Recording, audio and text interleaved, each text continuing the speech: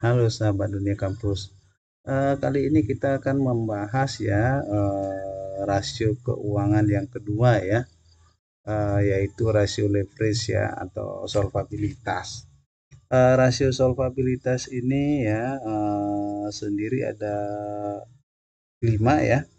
Yang pertama itu total debt to equity ratio ya, atau ya istilah lebih familiarnya ya dibilangnya DER gitu ya, debt to equity ratio ya.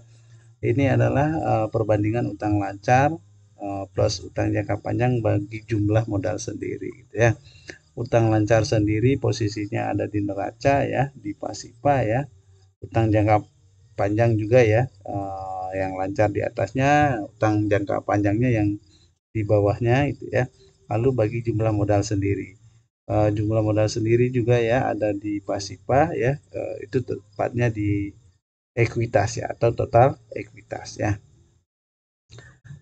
Rasio ini ya menggambarkan bagian dari setiap rupiah modal sendiri yang dijadikan jaminan untuk keseluruhan utang gitu ya. Artinya kalau punya modal satu gitu ya, lalu utang lancar plus utang jangka panjangnya 150 gitu ya, artinya kan kemampuan modal sendiri itu untuk membiayai utang itu lebih kecil gitu ya.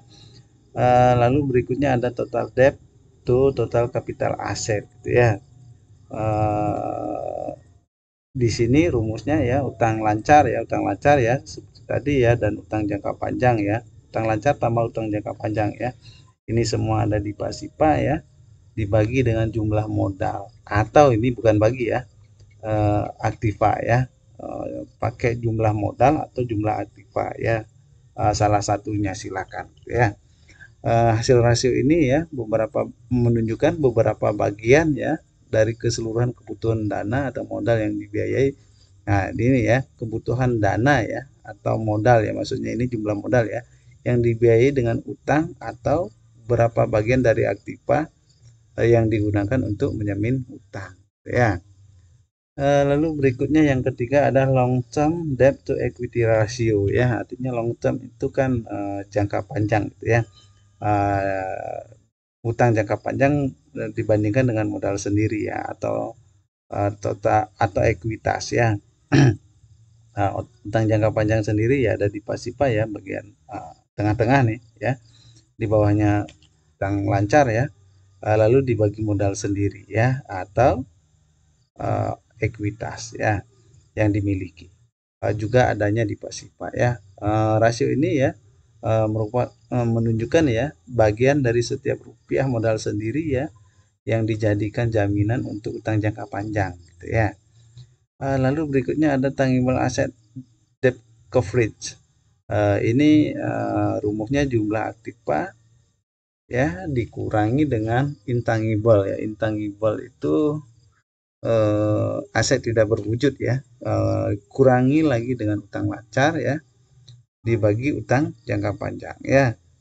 Jumlah aktiva ini di total aktiva ya dikurangi aktiva yang tidak berwujud ya, juga ada di aktiva ya. Aktiva tetap tepatnya ya, dikurangi dengan hutang lancar ya, ada di pasipa ya, di neraca nih semua ya, lalu dibagi dengan utang jangka panjang juga adanya di pasipa, di neraca ya. Besarnya aktiva tetap tangible yang digunakan untuk menjamin utang jangka panjang setiap rupiahnya gitu ya. Besarnya aktiva tetap tangible, artinya besarnya aktiva tetap yang berwujud ya, yang nggak berwujud itu dikeluarin ya, makanya dia di minus gitu ya. Lalu berikutnya ada time interest earned ratio ya. Ini time interest ini kita gunakan rumus EBIT bagi bunga utang jangka panjang ya. EBIT ini sendiri ya adanya di laba rugi ya, sahabat dunia kampus ya. EBIT E-nya earning ya, ini earned ya, earning ya, earning before ya, mohon maaf, earning before interest and tax, artinya laba sebelum bunga dan pajak dibagi dengan ada di laba rugi ya, bunga utang jangka panjang gitu ya. Nah, oke ya. Oke, ya.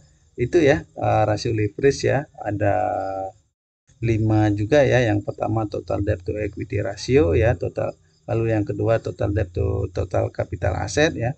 Lalu long term debt to equity ratio. Lalu berikutnya tangible asset debt coverage ya. Lalu yang terakhir time interest on net ratio. Oke, demikian ya pembahasan mengenai rasio leverage. Semoga bermanfaat.